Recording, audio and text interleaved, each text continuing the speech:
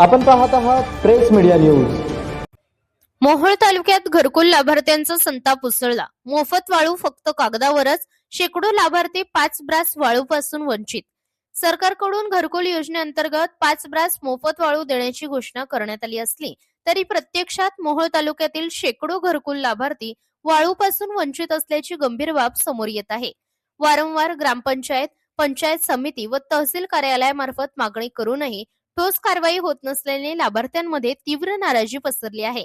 प्रशासनाच्या कथित दुर्लक्षामुळे घरकुलधारक आक्रमक झाले असून मोहोळ तहसील कार्यालयासमोर घोषणाबाजी करण्यात असल्याची माहिती मिळत आहे। हक्काची वाळू द्या, घरकुल पूर्ण कधी होणार, अशा घोषणा देत लाभार्थ्यांनी रोष व्यक्त केला।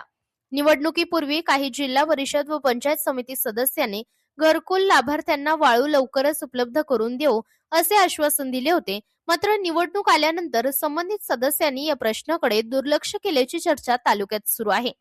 लाभार्थ्यांमध्ये निवडून आलेले सदस्य गेले कुठे, असा सवाल उपस्थित होत आहे। काही लाभार्थ्यांनी महसूल विभागातील अधिकाऱ्यांवर गंभीर आरोप केले आहेत। बेकायदेशीर वाळू मुरुम वाहतुकीकडे जाणीवपूर्वक दुर्लक्ष केले जात असल्याचा आरोप नागरिकांकडून केला जात आहे। सामान्य माणसाला वाळू मिळत नाही, पण टिपर मधून वाळू मुरुम सर्रास जाताना दिसते, असा संताप व्यक्त केला जात आहे। वरील आरोपांची अधिकृत पुष्टी अद्याप झाली नाही। प्रशासनाची भूमिका जाणून घेण्याचा प्रयत्न सुरू आहे। वाळू आणि मुरुम उपलब्ध नसल्याने अनेकांचे घरकुल बांधकाम पायाभरणीच्या टप्प्यावरच अडकले आहे।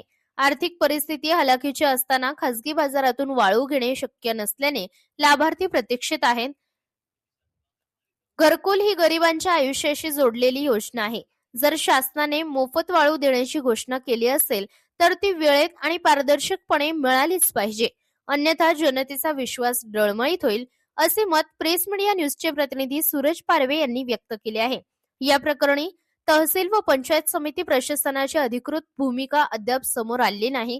मात्र लाभार्थ्यांच्या प्रश्नाकडे तातडीने लक्ष देण्याची मागणी जोर धरत आहे। प्रतिनिधी Suraj Parve, press media news, Mohol, Solapur.